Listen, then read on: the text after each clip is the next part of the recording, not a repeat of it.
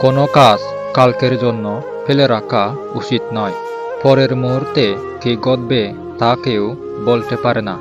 যা ঘটে গেছে তা ঘটে গেছে। যে সময় অতীত হয়ে গেছে সেটা নিয়ে ভেবে অনুশোচনা করে সময় নষ্ট করা অর্থহীন।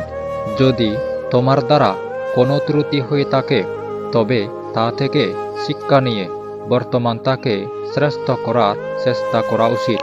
কোনো দুর্বল ব্যক্তি বা রাষ্ট্রের সাথে শত্রুতা করা আরও বেশি বিপদের, কারণ সে এমন সময় এবং এমন জায়গায় আঘাত করতে পারে যেটার আমরা কল্পনাও করতে পারি না। অহংকারের মতো শত্রু নেই। সর্বদা নচ্চরতার কথা মনে রাখবে। একটি দোষ অনেক গুণকেও গ্রাস করতে পারে।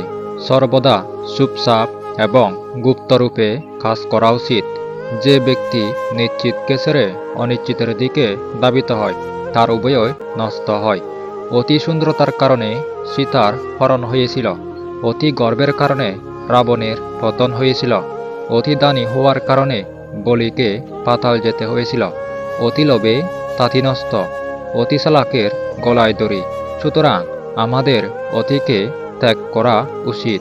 ভয়কে কেবল ততক্ষণে ভয় করো যতক্ষণ তোমার থেকে দূরে আছে। তোমার প্রতিবন্ধকতাকে তোমার পক্ষে কাজে লাগাও। যদি তুমি অবস্থাকে নিজের পক্ষে আনতে পারো তবে শত্রুদের জন্য তা জটিল করে দাও।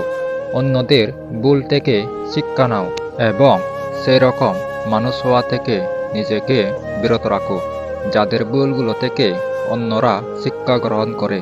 সৎ উপদেশকে আর্থিক মূল্যে মূল্যায়ন করা যায় না। সরাসরি চোখের দিকে তাকিয়ে কেউ মিথ্যা বলতে পারে না।